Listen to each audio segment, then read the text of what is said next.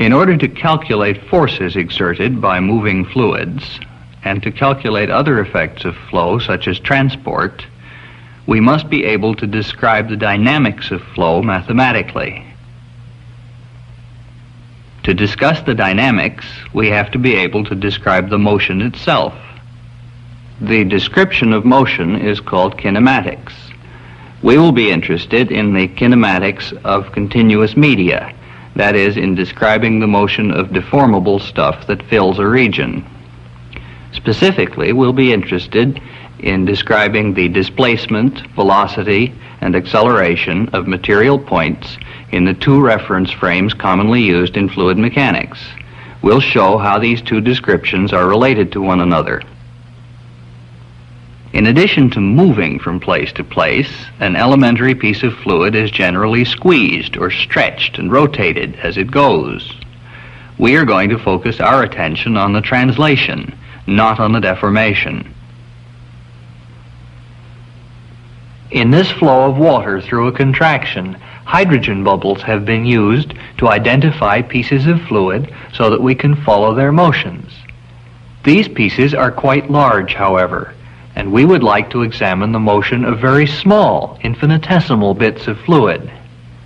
Therefore, it will be more convenient to have a computer simulate these motions and generate the visual displays for us. We will use open circles, as we are doing here, to identify material points. In elementary mechanics, we are accustomed to describing the position of a material point as a function of time, using a vector drawn from some arbitrary initial location to indicate the displacement. We will use open vectors, as here, to indicate velocity and displacement relating to material points, open points. In a given motion, we can compute the velocity and acceleration of such a point at each instant. Here we indicate the velocity by a vector attached to the point. In a continuous fluid, of course, we have an infinity of mass points, and we have to find some way of tagging them for identification. A convenient way, though not the only one, is to pick some arbitrary reference time, which we will call the initial time, and identify the material point by its location at that time. Mathematically, we would say that the velocity is a function of initial position and time.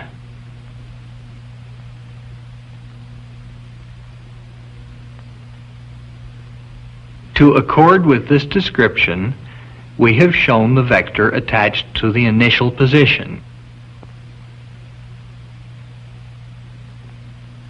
We could show the vector attached to the moving point, or use both.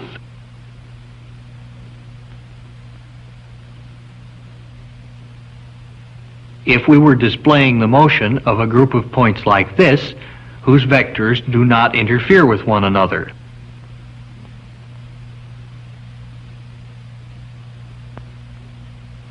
To display the whole motion, and in more complicated situations, we avoid interference by showing the vector only at the initial location.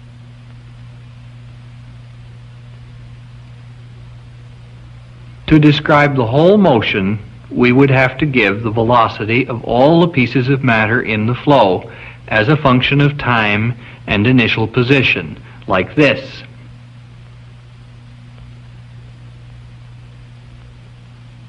This description, in terms of material points, is called a Lagrangian description of the flow.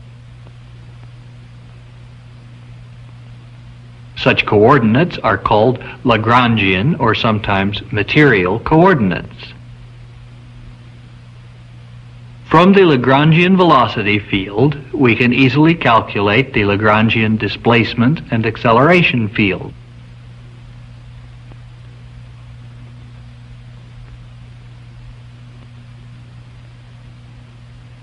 We can imagine attaching an instrument, like a pressure gauge, to a moving point, to make what we might call a Lagrangian measurement.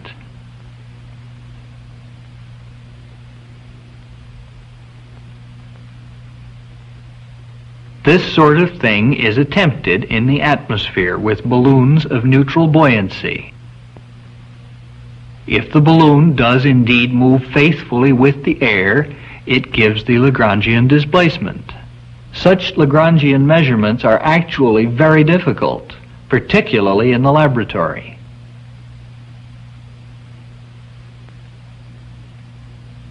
We usually prefer to make measurements at points fixed in laboratory coordinates. Classically, the idea of a field, such as an electric, magnetic, or temperature field, is defined by how the response of a test body or probe, like this anemometer, varies with time at each point in some coordinate system. Here we are probing in laboratory coordinates. We will always indicate such probing points, points in a coordinate system fixed in our laboratory, and the velocities measured there by solid points and solid arrows.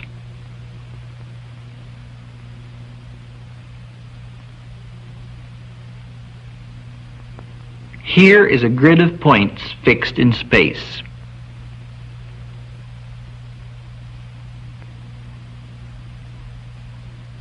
We show the velocity at each point.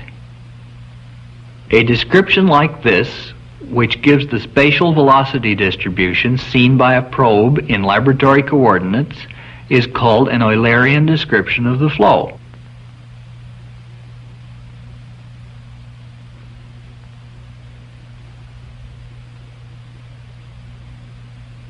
Although the physical field is the same, the Eulerian and Lagrangian representations are not the same, because the velocity at a point in laboratory coordinates does not always refer to the same piece of matter. Different material points are continually streaming through the same laboratory point. The velocity that a fixed probe would see is the velocity of the material point that is passing through the laboratory point at that instant.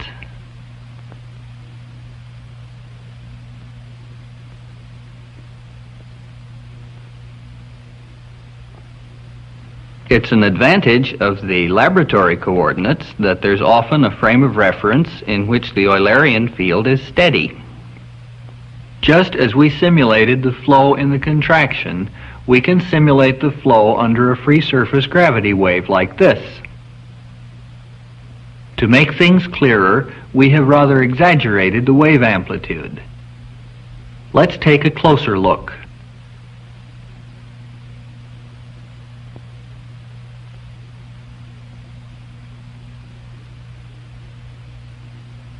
These are moving material points and their path lines.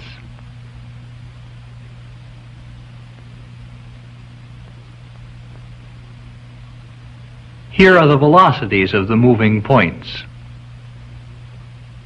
the Lagrangian velocities attached to the points,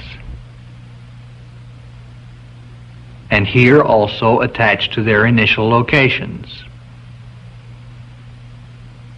In any flow, the Lagrangian field can only be steady if each material point always experiences the same velocity. This degenerate case only happens in a steady parallel flow. Here now is the Eulerian description. In this wave motion, neither the Eulerian nor the Lagrangian description is steady. In fact, they have an identical appearance.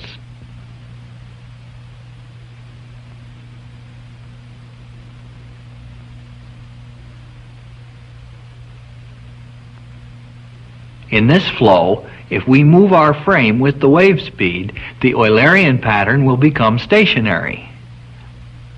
Let's do this and indicate the translation velocity by an arrow at the bottom.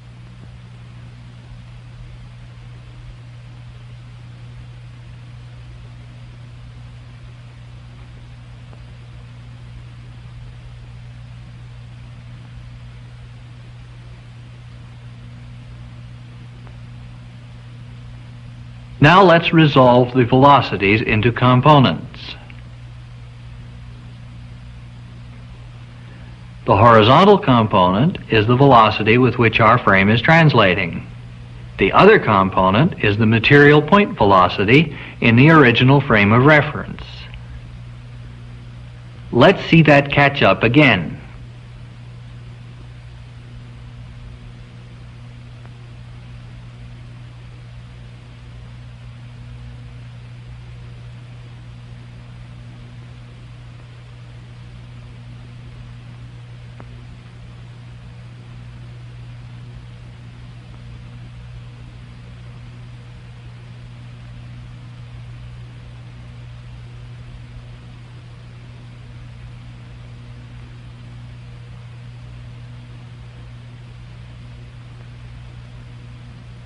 The path lines, which are also streamlines in this frame of reference since the flow is steady, resemble the form of the free surface. As a material point passes through each laboratory point, its velocity is instantaneously the same as that of the laboratory point. It is partly this possibility of eliminating one of the variables in the analysis, time, that makes the Eulerian representation more attractive. Most laws of nature are more simply stated in terms of properties associated with material elements, Lagrangian quantities. But it's nearly always much easier mathematically, when describing a continuum, to deal with these laws in laboratory coordinates. Thus, to write our conservation equations, we have to talk about transforming from one set of coordinates to the other. Let's talk first about the relation between time derivatives in a scalar field. Let us imagine a river in which a radioactive tracer has been distributed. Since we're interested in local changes, let us look at an infinitesimal part of this river. Now let us imagine that the tracer is suddenly and uniformly distributed in the river.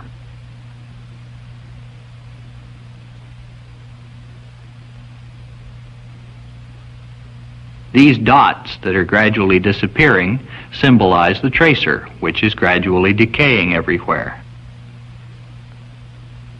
These filled-in circles represent two laboratory points, which are infinitesimally close together on the same streamline, but which look far apart in our expanded view of the river.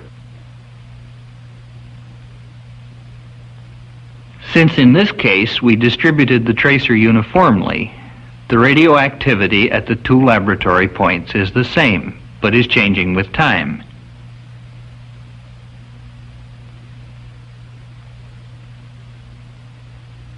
We can add radiation counters at the laboratory points.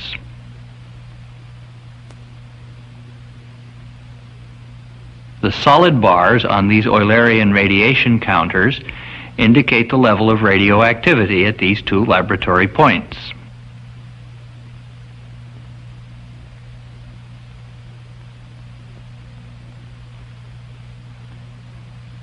We can monitor the level experienced by a material point traveling from one laboratory point to the other by watching the open bar on the Lagrangian counter carried by it.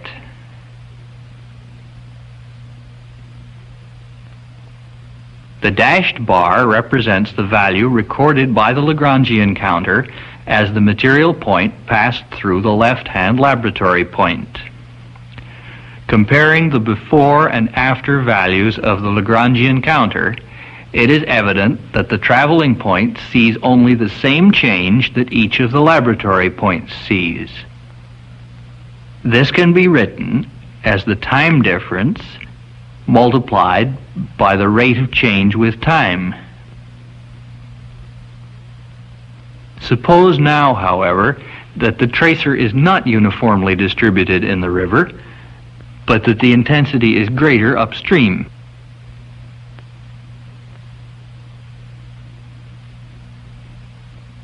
Now the intensity at the downstream point is initially lower, and of course both are decreasing with time as before.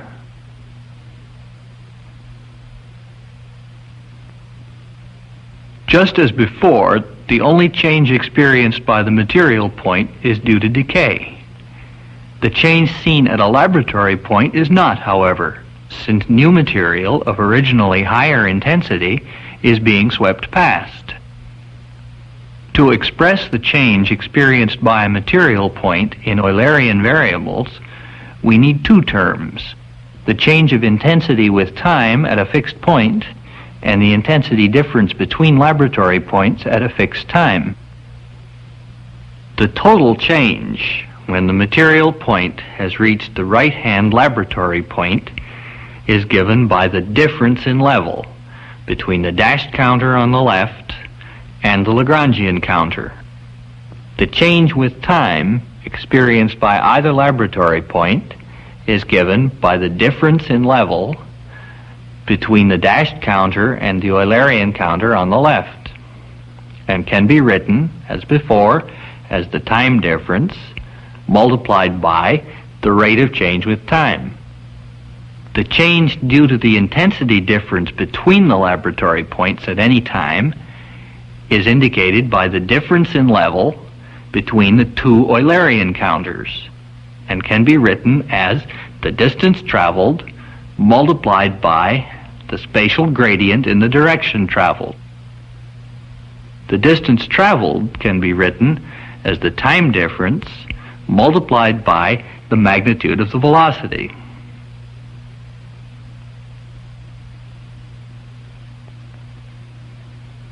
The total change is the sum of the two changes described.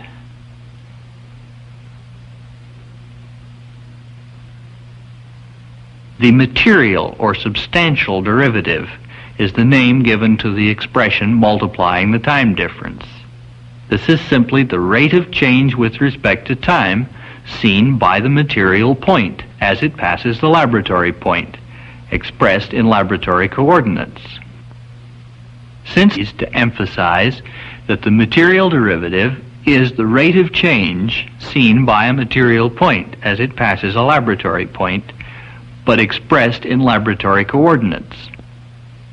In vector notation, the velocity times the gradient in its direction can be written as the scalar product of velocity and the gradient.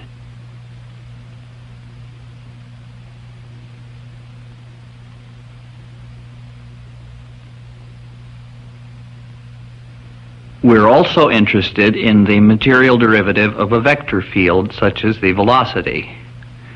We're especially interested in that because the material derivative of the velocity gives an expression for the acceleration in a form which we need for the momentum equation.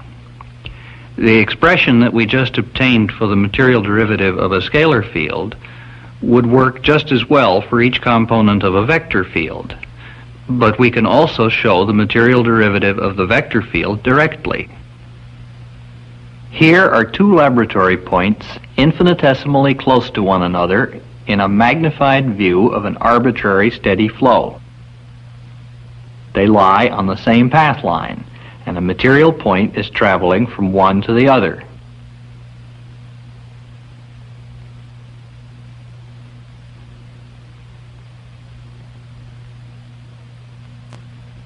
The velocity of the material point is indicated by an open arrow attached to it. Clearly, although the flow is steady in the laboratory frame, the moving material point experiences change as it travels to regions where the steady velocity is different. The total change will be the difference between the velocities at the two laboratory points, indicated by the solid Eulerian vectors.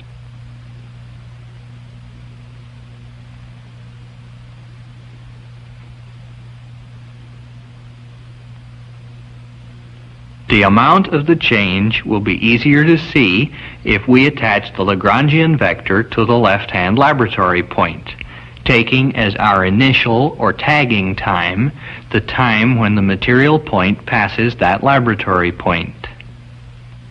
The difference between the Eulerian vector and the Lagrangian vector at the left-hand point gives at each instant the change that the material point has experienced.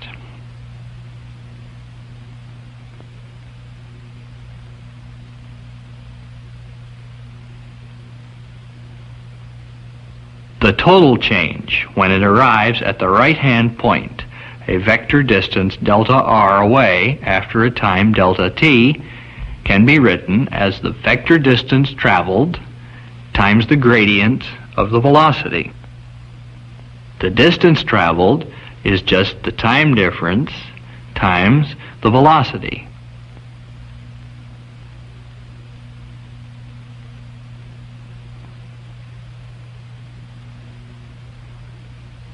Now, if the velocity of the entire flow changes with time, as it does here, the Eulerian vectors also change with time.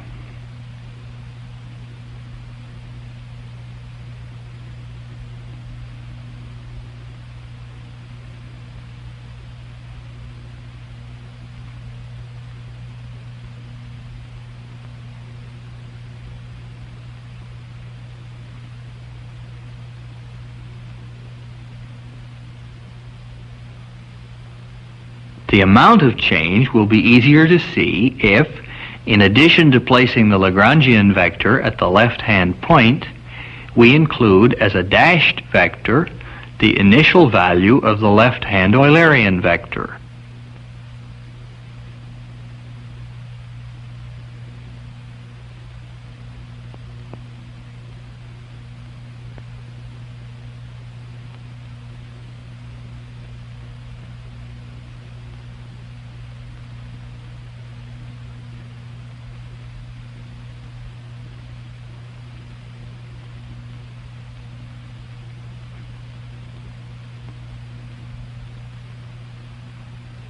Now, when the material point has arrived at the right-hand laboratory point, the total change it has experienced is given by the difference between the dashed vector and the Lagrangian vector.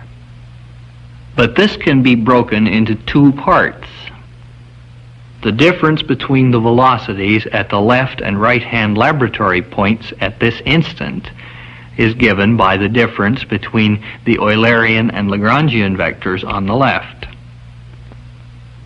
The change each laboratory point has undergone during this time is given by the difference between the dashed and Eulerian vector on the left. The spatial velocity difference can be written as before as the time difference times the velocity times the gradient of the velocity. The temporal velocity difference can be written as the time difference times the rate of change with time at a laboratory point. To find the total change, we must vectorially add the two effects.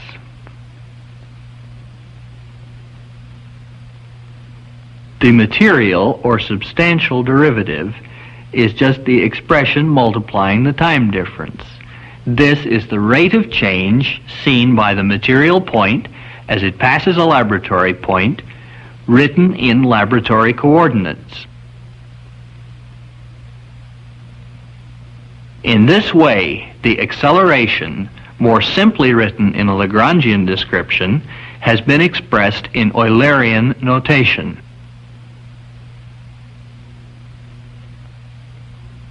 To summarize what we have seen, we can tag the material points in a flow by using their locations at some reference time, and then give their displacement, velocity, and acceleration as functions of time and initial position.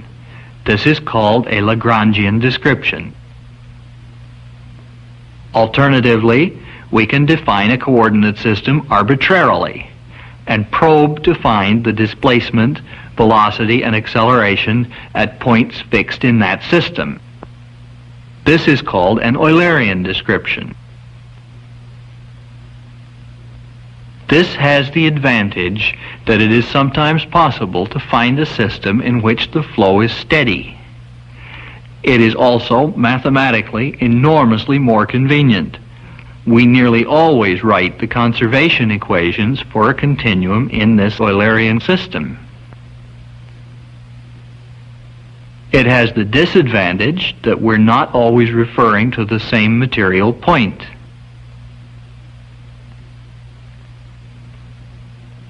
We can, however, transform from one system to the other by using the fact that displacement and velocity at a laboratory point is the displacement and velocity of the material point that happens to be there.